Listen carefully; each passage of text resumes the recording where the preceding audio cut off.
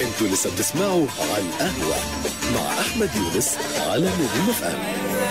رجعنا تاني على القهوة على 100.6 نجوم اف ام على كيفك. واسمحوا لي ارحب بوليد ابو المجد. واحنا قلنا هيكون الترابيزه دي ستاند اب كوميدي، وزي ما قلت في الاول انا مش فاهم يعني ايه ستاند اب كوميدي في الراديو، وهو الراجل بقى هيفهمنا بقى. هو اول ما دخل مبدئيا قال لي ما تقوليش احنا كده ويلا ضحكنا يلا وش بظبطك. الاول منور يا وليد. نورك يا ابو حميد. وانت جاي لك توصيه من صديقي ادهم في نايل فاهم. فيعني ادهم لما يقول لي الراجل ده جامد يبقى انا لازم اقول تمام. حبايبي كتير.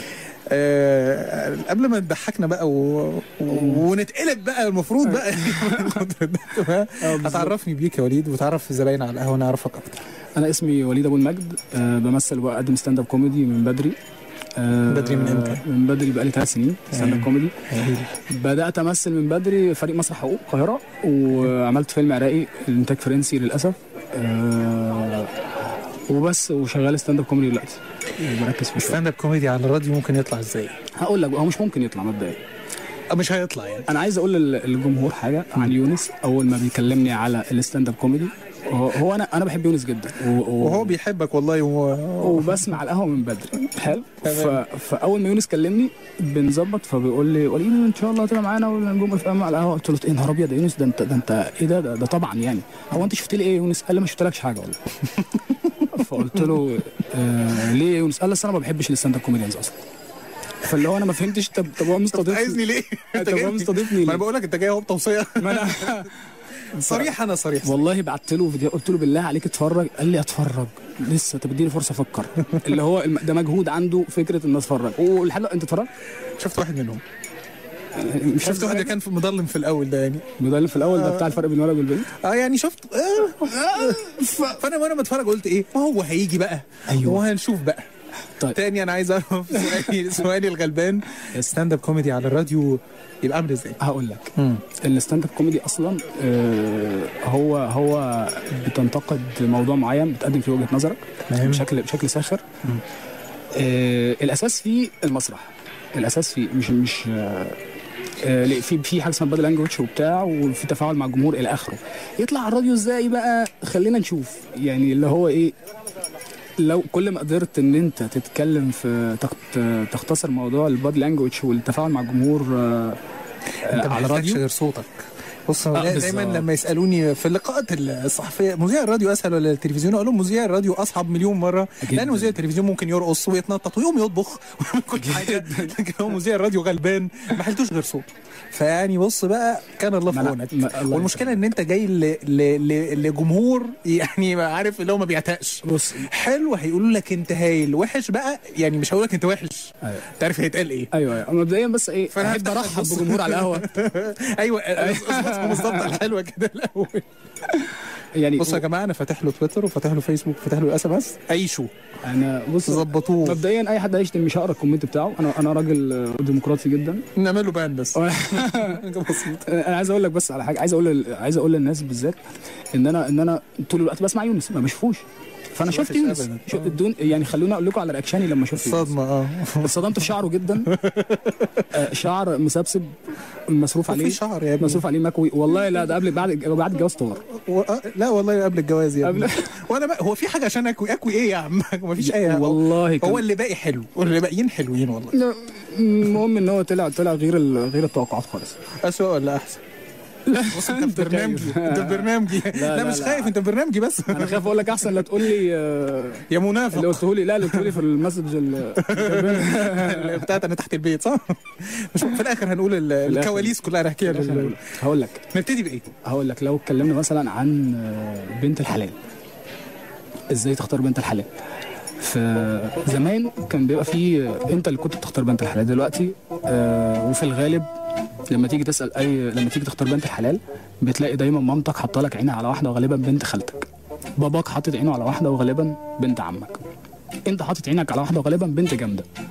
ودي ثقافتنا كلنا كشباب. اللي هو ايه، لو جيت تقول له مواصفات فتاة احلامك يقول لك بص انا عايزها ايه، يعني انا عايزه اكون مزه، ويكون مزه وشعرها طويل ومحترمه. بيفتكر جدا في الاخر محترم. طب تعالى شوف اهلك بقى بيتدخلوا ازاي في فكره اختيارك للموضوع. دايما تلاقي مثلا ايه، باباك ومامتك حاطين عينهم على واحده ويقولوا لك ايه، شوفها بس. ايوه بس انا ما اعرفهاش. شوفها بس شوفها بس شوفها بس. تشوف اخطبها بس اخطبها بس اخطبها بس تخطبها. جوزها بس جوزها بس جوزها بس تتجوزها. ما ترتاحش معاها وتطلع ما بتخلفش طلقها. ايه ما طلقها. المرافقين في الارض دول اللي هم ايه، لما يحبوا يتفسحوا يروحوا مثلا بورتو مارينا، بورتو سخنه، ولما يتهموا في قضايا فساد يعملوا لهم حاجه اسمها بورتو تورا.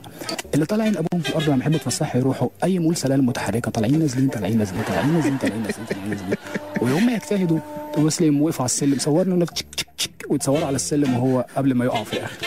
بالنسبه لعبط الولاد هتلاقي مثلا ايه، ان البنت لما بتدلع بنعرف انها انثى، الولد لما بيتدلع بنعرف انه عبيط. والله هتلاقي مثلا البنت في وسط اصحابها لما بتيجي تتكلم بتكلم خطيبها، ولا انت فين؟ تعالى اخلص. تلاقي صاحبتها بتكلم الحيوان اللي انا مرتبطه بيه، بتبقى اسد في وسط اصحابها. تعالى شوف الولد لما خطيبته بيتكلم وهو واقف وسط اصحابه، يبقى واقف اسد جدا.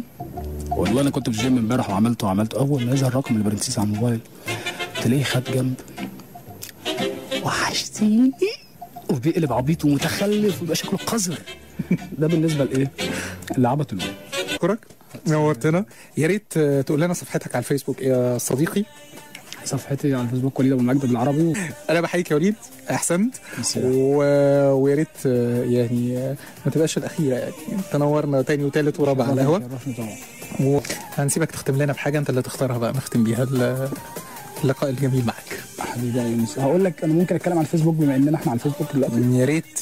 هقول لك انا في الفيسبوك متضايق منه في شويه حاجات. ان الراجل اللي اسمه مارك لو كان عرف ان في ناس هتيجي في يوم من الايام تسمي الاكونتات بتاعتها الطير الحزين الشارد وانا اصلا مش عارف ايه، الراجل ده كان اشتغل اي شغلانه ثانيه.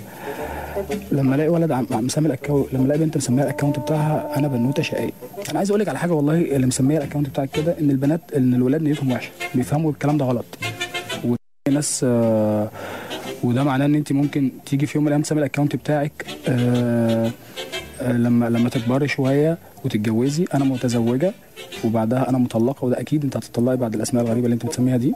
والولد برضه لما يجي يسمي الاكونت بتاعه انا اصلا ويب برنس، يعني سيب لنا راينا، سيب الراي للناس، يعني بلاش تسمي نفسك انا اصلا ويب برنس. وبالذات موضوع التاج، لما تيجي تعمل لي تاج في صوره وانت واقف وعامل وضع ما وتقول ايه رايكم في عيوني يعني انا والله يا احمد حد مره عمل لي تاج في صوره ليه هو وجاموسه وبيضحكوا هما الاثنين نفس الرياكشن، كان في واضح ان في علاقه بينهم.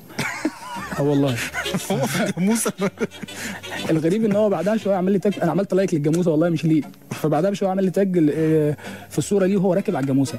انما ده عادي والله، انما هو يجيب الصورتين ويحط عليهم اغنيه ويعمل لهم كليب. ليه يا غبي؟ ليه انت مقتنع بايه في كده؟ يعني يكون سامعك دلوقتي بس هو مش غبي قوي يعني. بقول كده الادب ناس كتير بتعمل كده. كلنا بنغلط الغلطات دي. كلنا بنغلط الغلطات. كلنا بنتصور مع الجاموسه كتير. انا اكتر حاجه بقى ضايقك موضوع الستيتس. انا منطقه صح؟ whatever. انت عارف الستيتس لما تلاقي حد كاتب مثلا انا مبسوط لايك، انا زعلان لايك، انا ارتبطت لايك، انا فركشت لايك. ففي واحد كان كاتب في مره انا والدي توفى، فحد عمل له لايك. ولما تيجي ترجم فيسبوك العربي هتلاقي لايك دي معناها اعجبني هذا. ده معناها ان واحد بيقول لواحد ابو مات اعجبني هذا. عقبال الباقي. انا كنت متضايق من اهلك قوي. عقبال الباقي فعلا. بس فشكرا جدا لزبائن على القهوه. شكرا وليد. شكرا جدا. تحيه ليك من زبائن على القهوه، وتحيه ليك من على القهوه، ولنا اكيد لقاءات تانية ان شاء الله.